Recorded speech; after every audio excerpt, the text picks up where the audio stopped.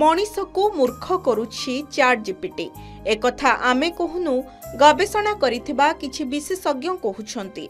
AI किपरि मनुष्यर मस्तिष्क को प्रभावित करुछि एक सांप्रतिक अध्ययनरु आश्चर्यजनक तथ्य प्रकाश पाइछि। चैट जीपीटी भली एआई टूल्स गुड़िक छात्र छात्री ज्ञानर क्षमता को ह्रास करुछि। चैट जीपीटी भली टूल्स गुड़िक विशेष भाव में छात्र छात्री ज्ञानर क्षमता को किपरि प्रभावित करुछि आसंतु जानिबा।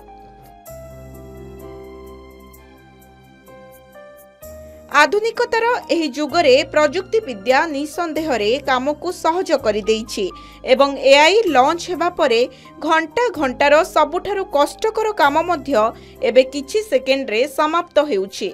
चैट जीपीटी भली एआई टूल्स उपरे लोकंक निर्भरशीलता वृद्धि पाउछि। किंतु आपण कोन जानंती एही एआई टूल्स गुड़िक आपणको किपरि क्षति पहुंचाउछि। संप्रति एक अध्ययन रे चैट जीपीटी विषय रे एक आश्चर्यजनक तथ्य प्रकाश पाइछि जे एही एआई टूल्स छात्र छात्री माननकु मूर्ख करुछि। किंबा आपण एहा मध्य कहि परिबे जे एआई रो आगमन परे पिलामाने सेमानक मस्तिष्क को कम व्यवहार करिबा आरंभ करि दैछंती।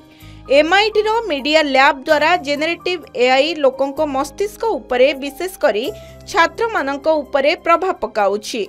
एक नूतन अध्ययनरु जना पड़िछि जे चैट जीपीटी भली जेनेरेटिव एआई टूल्स गुड़िकर शिक्षागत कार्य एवं शिक्षा पाई व्यवहार समय सहित लोकंक चिंता क्षमता को दुर्बल करुछि।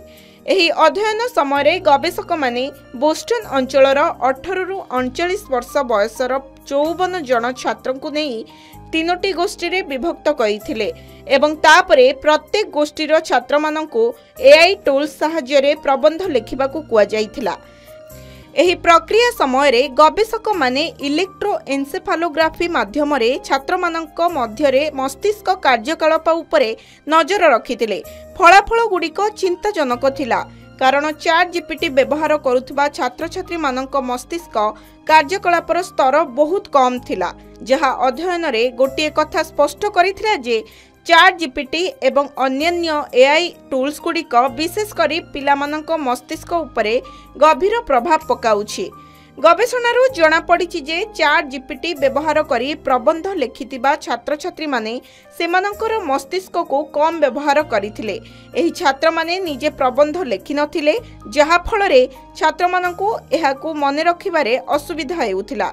एही समय जेउ छात्र छात्री माने कोनोसी डिजिटल उपकरणर सहाय्य बिना काम करिथिले सेमानक मस्तिष्क कार्यकलाप सर्वोच्च थिला। एपरि छात्र छात्री कार्य रे सृजनशीलता एवं स्मृतिर एक भल मिश्रण देखा जाउथिला कारण जेतेबेले छात्र माने सेमानक मस्तिष्क व्यवहार करी प्रबंध लेखिथिले एवं सृजनशीलता प्रदर्शन करुथिले पिलामानकु प्रबंध मने रखिबारे कोनोसी समस्या होई नथिला। ब्यूरो रिपोर्ट के न्यूज ओडिशा।